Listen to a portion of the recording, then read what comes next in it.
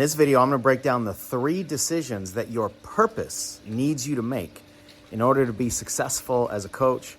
Number 1, I would say, is probably the hardest one in today's world of social media and hyper marketing. But after all of them, I'm going to read a poem that I hope really lands for you that'll help inspire you to keep making these decisions and be more successful. What do people actually need to change? And the perpetual challenge in marketing and messaging is that most people don't want what they need. So for those of you that are coaching right now, you're wanting to get clients or you're wanting to become a coach, or if you're just in business in any other form, this is constantly a perpetual dance. If you want to provide real shifts for people, then it's going to be a perpetual ongoing challenge, because what people need to change is a certain process that will provide the change. What people want is generally a fantasy.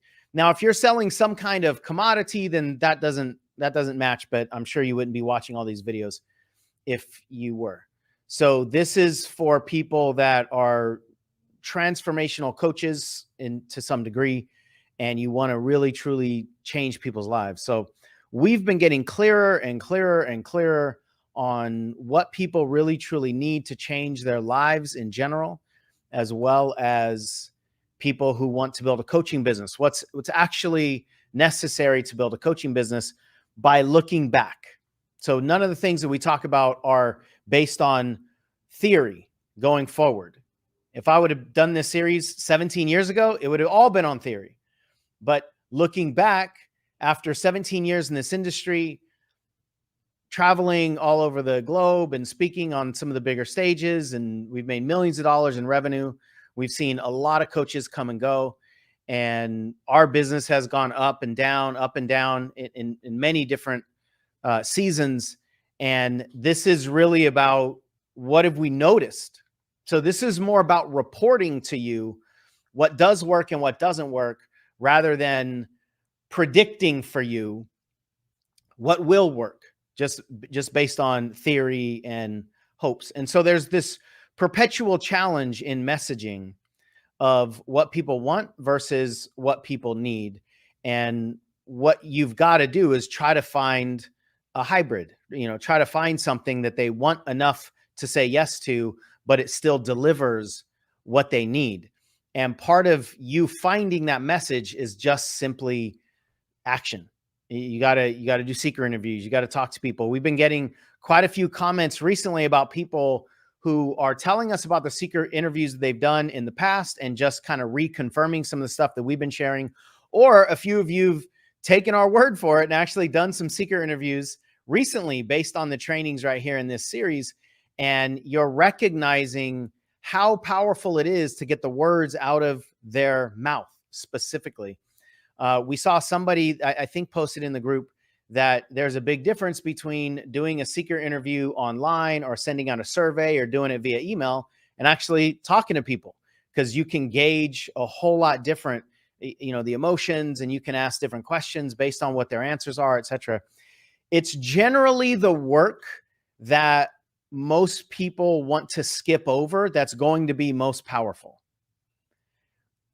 I'm not going to dive into this marketing concept right now, but one of the most important things I've learned, especially in the social media world, is whatever's easier for you to do is easier for them to ignore. So we get taught all these things that are easy for us to do. They're really convenient for us to do. We send out mass messages. We create a platform with thousands and thousands and thousands of subscribers and followers and fans.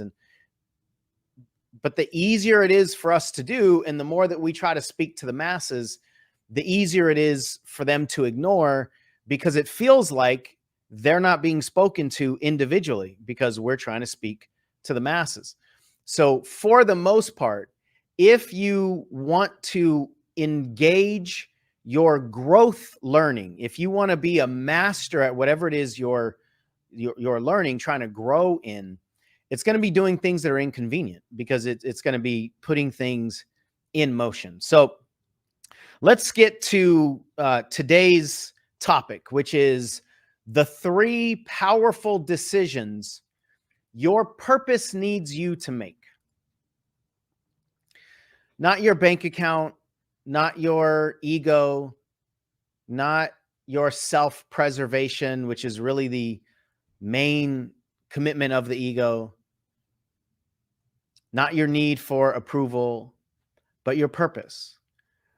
Whatever it is that's in you to do while you're here, your mission, your DNA encoded lessons.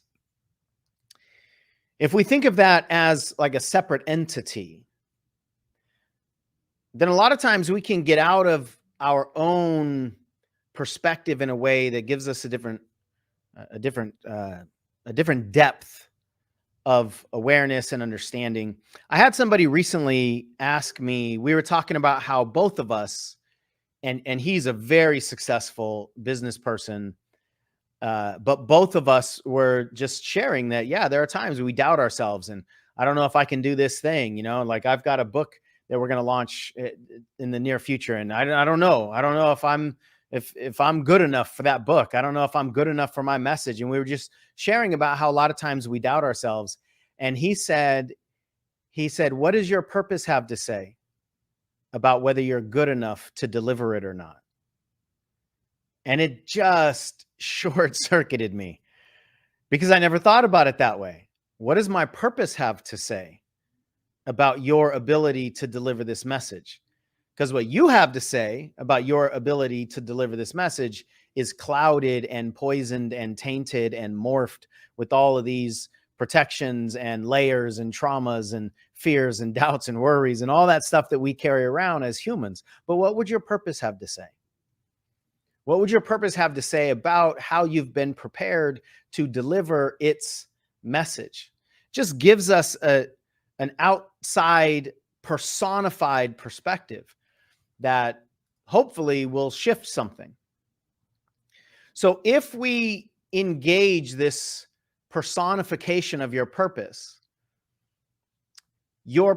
needs you to make 3 powerful decisions that your mind or your ego probably don't want to make, but you're not going to look back on your life and wonder whether you satisfied your ego.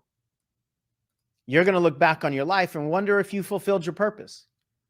So if you believe that to be true, then let's act like it. Let's answer the questions that will allow us to fulfill our purpose, not protect our ego. And I would say, for the most part, we do things in the moment. Again, this is just human programming. I do it as well. We do things in the moment that in the grand scheme of things aren't all that important.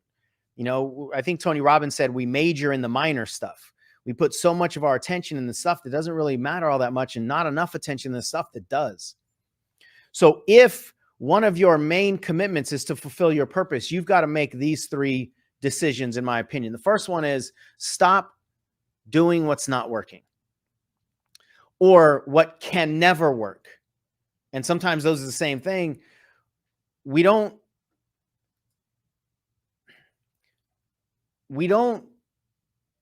aggressively quit the things that we should quit because they're not working or they can't work. One of the reasons is because we've been convinced that winners never quit and quitters never win, which is such bullshit. Winners are the best quitters, but it's about intentional quitting. Why would you stay on a path that's not working for you? That's actually not very intelligent. But our ego gets involved and says, I don't want to quit, so I'm going to keep doing these things, even if they're not working for me. I think that's one of the main reasons that we don't want to stop, because we've been conditioned to associate stopping with weakness. And because of that, we don't want to stop on our goals, but then we don't want to stop on anything that's comfortable, and we don't want to stop on anything that's familiar. And the people that you read about, the people that you look up to, the people that have created anything worth creating on this planet have mastered the art of quitting. They quit relationships. They quit habits. They quit addictions. They quit certain kinds of input. It's about becoming a master, intentional, conscious quitter. And the faster we quit the things that aren't working for us, the faster we will release the weight that's holding us down. And we can actually go further by releasing the weight that's holding us down than by increasing any of our muscles. If we just unleash whatever the restrictions are, unleash ourselves from the restrictions, we'll go faster, further than trying to overpower our restrictions. But that requires us to recognize what's no longer working. And then understanding that continuing to try to power through something that's not working and something that can't fulfill my purpose anyway, that can't be an option. Because the things that we are holding on to are virtually all about protection. They're trying to protect us from failing, protect us from abandonment. They're trying to protect us from losing money. They're trying to protect us from disapproval. They're trying to protect our ego. And you cannot commit to protection and fulfill your potential at the same time. You cannot do those at the same time. You've got to choose one or the other. So if the things that have been built out of protection and inadequacies and overcompensation don't have the potential to fulfill your purpose, you got to quit them. But here's the thing, you won't know what it looks like because you can't use the familiarity perspective of what is protecting you and then understand a new path that's not based on protection and overcompensation. We'll get to that. We'll break that down a little bit more in another video. And we've been talking so much about how alignment is what we're going for. What is aligned with you and your purpose, with you and your message, and you and your unique gifts and your unique challenges. We don't want to try to force you through your challenges, but alignment is relative. Something can only be aligned to another thing. See, we think that right and wrong are just objective judgments, meaning something is right or it is wrong, but it's not even relative. Like it's just universal truth, right and wrong. That doesn't work in this business with people, with you as the product. This is about alignment. What's aligned with you? And alignment requires you know who you are. Without alignment, and you know your lessons, and you know what the people want, and you know what they're searching for. Without alignment, you're going to be susceptible to any good sales pitch. If you don't know what your puzzle piece is, any good salesperson will sell you any puzzle piece because the sales is so sexy. But you don't know that it doesn't fit your puzzle piece, which requires motion and action. A lot of things we've been talking about in this series, it requires you to learn and requires you to unlearn and requires you to take off some of the inauthentic things that we pick up along the way so that we can go, okay, this is who I am. This is my message. This is what I want to put out in the world. This is the mark I want to make. This is my purpose. What's aligned to this? And most people don't ever do that work. And so they just keep buying things that, you know, fit their layers, but can't fulfill their soul. The second decision you got to make is plant the seed of that authentic message as the thing that you build around.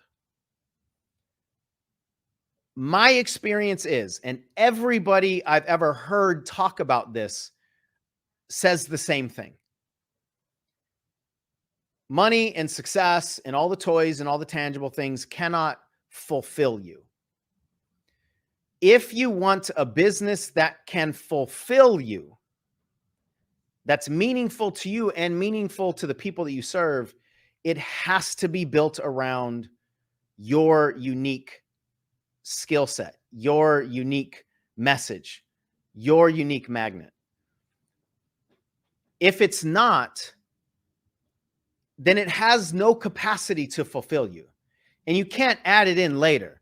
We were talking to a client yesterday, and I said, you can't decide that you don't want to put the eggs in the cake because for whatever reason you don't have eggs, or you don't like the eggs, or you're allergic to eggs, but you still want to bake the cake, you can't keep the eggs out of the batter and then bake the cake and then put the eggs in later.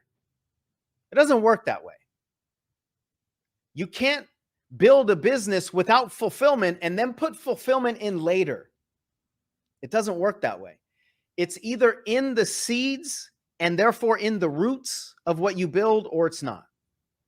So if you believe this to be true, and if that means that anything that you build around an inauthentic seed has to come down later anyway, then let's not even build it. Now, that doesn't mean that there's like this lined across and all of a sudden you know exactly what you want and now you check that box and then you start building, because it's a process. And I haven't met a single person that has the clarity on the thing that is like perfectly aligned and that authentic seed, and the message and all that stuff right out of the gate. It doesn't happen that way. So what I'm talking about is a process. It's not a box to be checked. But we got to understand that if you want a fulfilling business, there are certain things that you have to do. And this is about a choice. You just choose this over that. And you can't just simply flip a switch, right? The third decision is that you've got to choose to value your soul's obligation more than your ego's obligation. Now, your ego's obligation, I said it earlier, just to put it in this conversation again here, your ego's obligation is essentially self-preservation.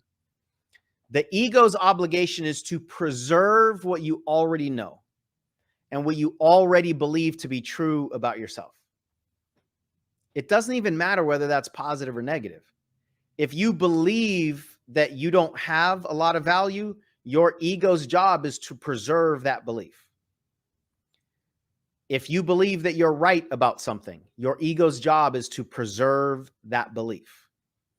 And understand, preservation and growth are completely opposite. You can't preserve your way into growing, because there's no such thing as that. You can't preserve that, what the ego is trying to protect. So along this journey, we're going to have a lot of opportunities to simply choose. Is this my soul's obligation or is it my ego's obligation?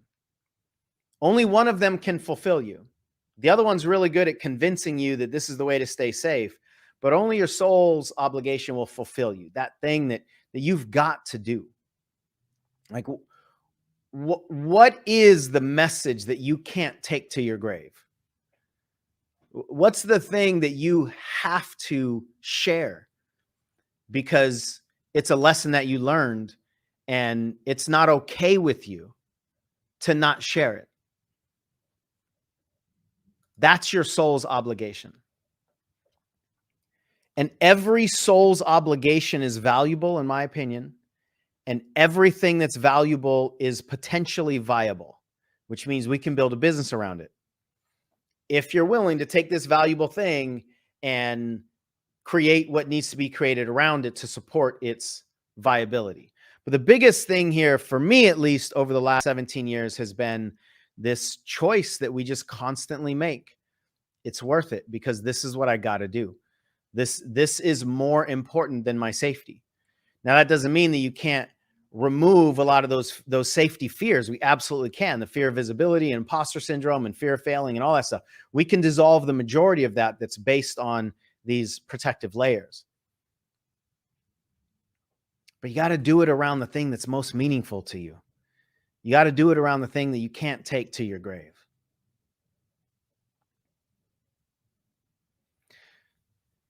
So I was inspired to write a poem about this last year. And I want to finish this this class lesson with this poem. The context of this is I was talking about and teaching about how we preserve our past. The things that we're familiar with in our past, our identities, we tend to preserve it, and we pull our past into our future or into our present, which then becomes our future. And then basically all we're doing is just repeating our past. And that'll never create what it is that we want to create. So with that in mind, this is what came out of me. Is your present still paying for your past? Making sure that the old trauma will last? Are you determined to repeat that same ending where promising gives way to pretending? Where your childhood desires get buried? Where your fears and your worries get married? Where your goals have all gone into hiding to keep your dreams and your doubts from colliding? If you think your old ways lost the bet, then your present will always be in debt, an obligation your future will regret because you will always be the threat. So it's time to pay all your emotional bills, release all the guilts, release all the ills, find peace in the valleys and pride in the hills. Or maybe it's the opposite. Maybe the hills give us peace, but the valleys hold our pride. Theirs are the tales that you shouldn't dare to hide, because the climb back up is what makes you strong. Those lyrics give more meaning to your sacred song. And from on top of self-acceptance, you'll be gazing into a future so bright, so amazing, your soul's wisdom just might shed a tear, and your courage just might shed a fear. And show you dreams so damn hot you'll be sweating. No more luck, it's on you you'll be betting. Your past may be checkered, but your future is still spotless. The inner dialogue of the mind in your future is still thoughtless. And you are always free to make a new choice. Your ears might need to hear a new voice, a new volume, a new rhythm, a new tone, a new ending, a new journey, a new zone, a new cast, a new walk, a new home, a new view, a new talk, a new everything. A new everything is in your grasp. So remember, your heart has the answers, so just ask it. Your dream's not a burden, so don't task it. And your pain holds your purpose, so don't flask it. And your face has your beauty, so don't mask it.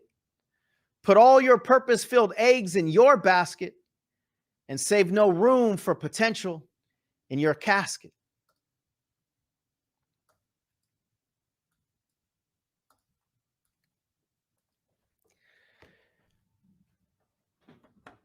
Save no room in your casket for potential.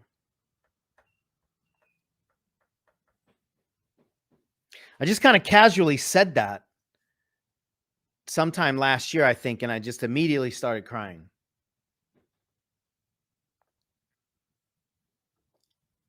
Save no room for potential in your casket. So we need to make a choice that we will fight for our potential more than our protection. And it's a choice, you guys. It's not a switch. Man, I wish it was a switch. I wish we could just flip that thing off. Yeah, flip it off and flip it off.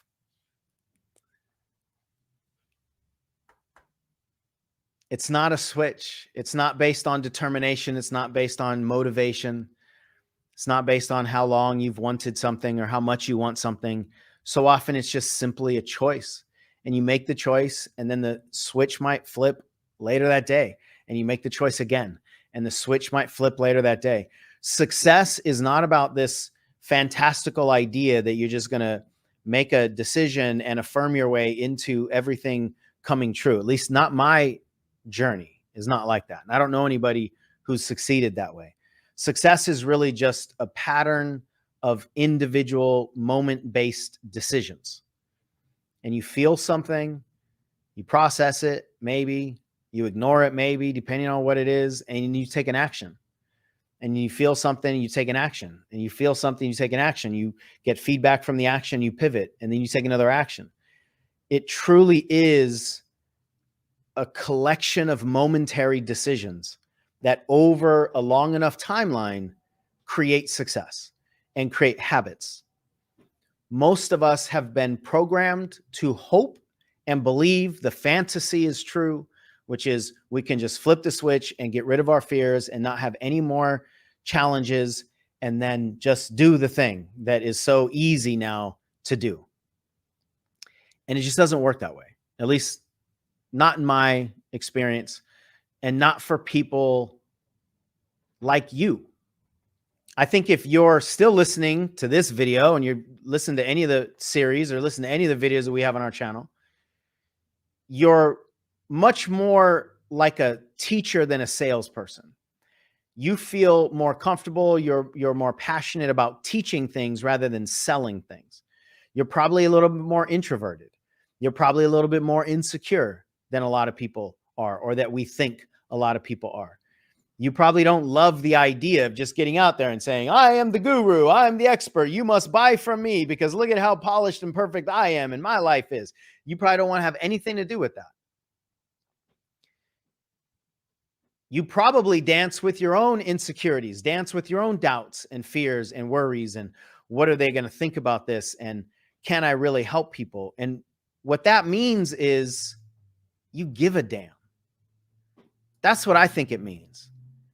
I don't think finding a way to numb our insecurities as a human in an inherently insecure world full of things that we don't control and just the journey of being human, I don't think finding a way to numb those is the answer, nor is it success, nor can it bring us happiness. I think it's about using them to our advantage and doing something meaningful with them. So if you give a damn and you dance with all of these things that I'm talking about, the world needs you. The world needs you more than commodities, in my opinion. People need you. The level of anxiety collectively and individually, I think, in this world right now is, I believe, at an all-time high. People need transformational agents. People need people that understand flexibility and releasing a lot of the stuff that's holding us back and belief work and trauma healing and like reintegration. Like that's the transformation that people need individually and that our societies need collectively, in my opinion. So if you are the kind of person that's worried about imposter syndrome and what do they think, and I don't really want to do all this stuff, that's actually confirmation that you're the kind of person, agent, hero, leader, teacher that we need now more than ever. And I don't want you to try to become those things that are not you because you think that's what's necessary to succeed. I want you to succeed as you, because you are your biggest asset. You and your lessons and the very way you see the world, that none of that has to change. We just need to build an aligned model around that. You are your biggest advantage.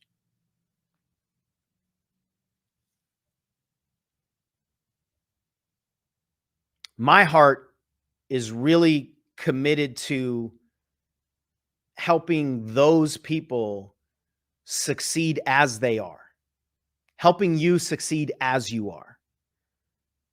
I think a lot of people question, is success possible? Most of the time, you're going to get a yes to that question. Of course, it's possible because we see success everywhere. But then the next question, but is it possible for me? And that question is answered for most people at some point in time. Yes, it's possible for you. All you got to do is change and get better and learn these skills and become more like me or become more like them and less like you. The third question, I think, is one that a lot of us don't even ask because I don't think we know that it's even possible. But I think the core of our soul is really asking, is success possible for me as me? Is success possible for me as me? Can I succeed and not change the essence of who I am? Truly who I am, not my layers and all the alter egos and protection, but truly who I am. Can I succeed as me? Is success possible for me as me? My invitation to you is to answer that question for yourself. If you want to share in the Entrepreneurial Training Facebook group, feel free to do that. If you want to do a video in there or just post in there, that's fine. But at the very least, I want you to contemplate that on your own.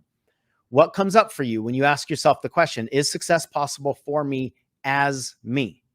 What comes up for you? Do you immediately have doubts?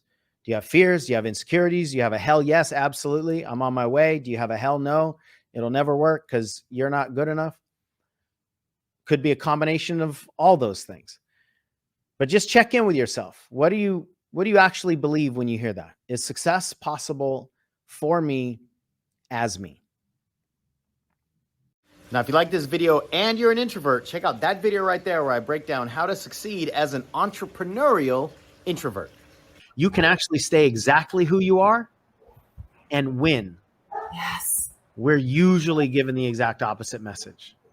Absolutely. Which the word that came to mind to me earlier, Sean, was it just feels like